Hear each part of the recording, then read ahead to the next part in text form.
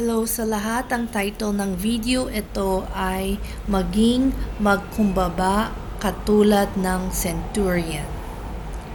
So sa Matthew chapter 8 verse 5 through 13, merong isang centurion, sundalo to, merong siyang servant na merong sakit at sobrang hirap na ang servant niya. So, napunta siya kay Jesus Christ and nahingi siya ng tulong para gumaling ang servant niya. Pero itong centurion, iba siya. Sabi daw niya kay Jesus Christ, sabihin mo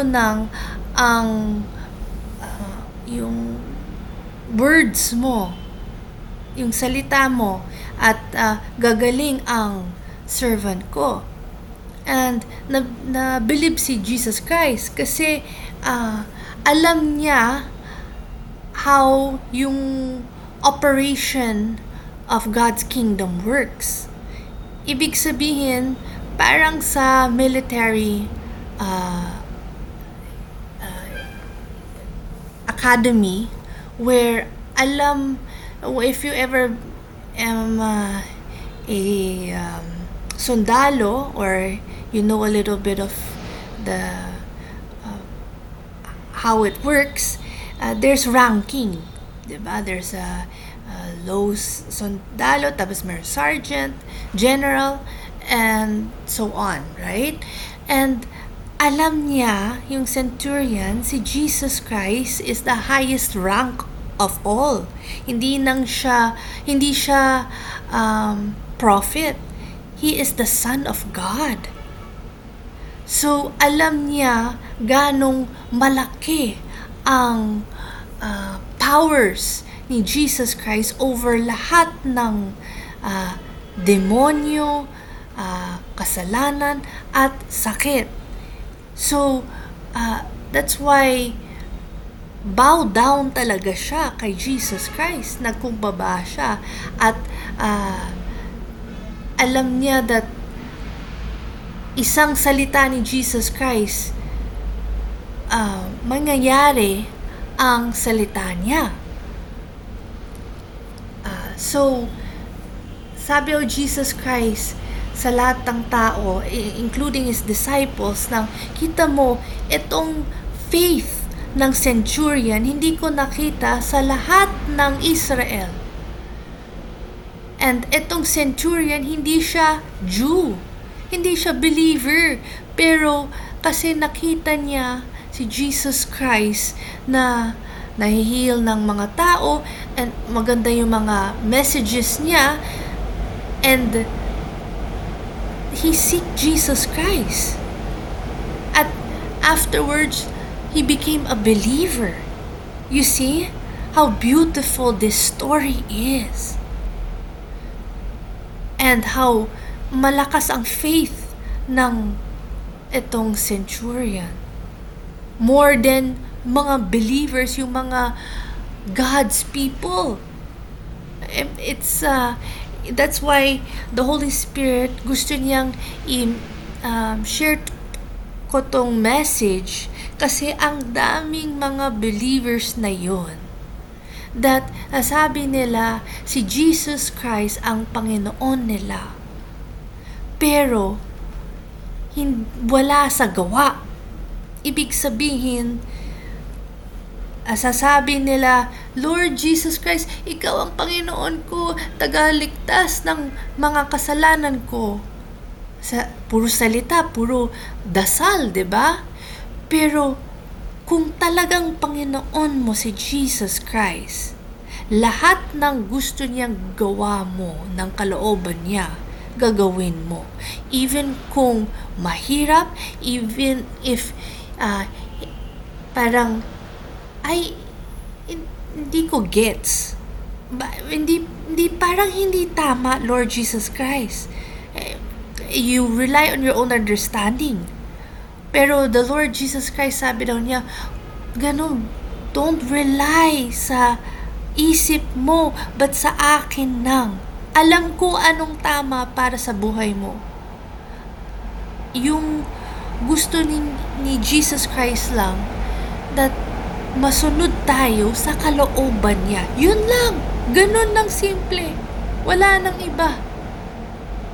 Hindi mo kailangan pakita sa kanya ng, ay, kita mo, ang galing-galing ko sa mga bagay ng sa trabaho ko or sa lahat ng gano'n yung galing ko magsalita.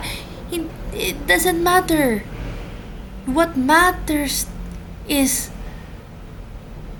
are you willing to be humble enough that susundin mo ang kalooban ng Diyos even though whatever it is, mahirap or madali, gawin mo.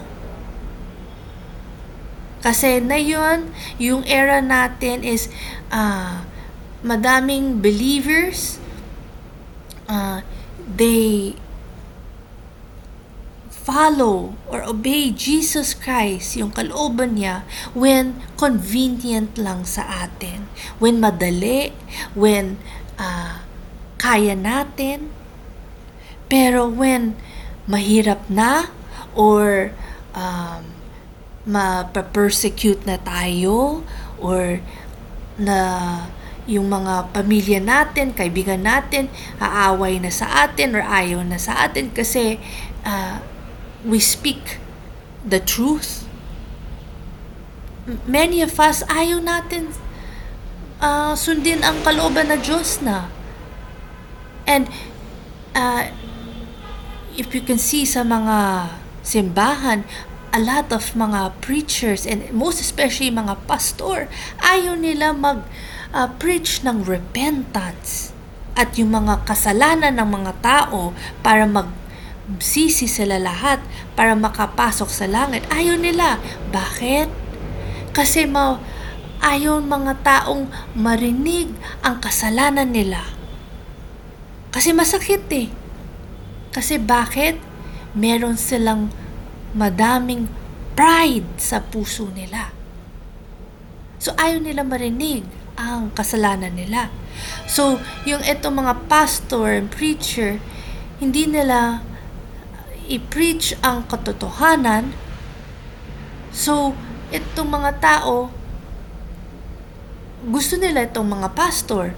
At in the end, when mamatay itong mga pastor and preachers, hindi sila kilala ni Jesus Christ kasi hindi nila nagawa ang kalooban ng Diyos.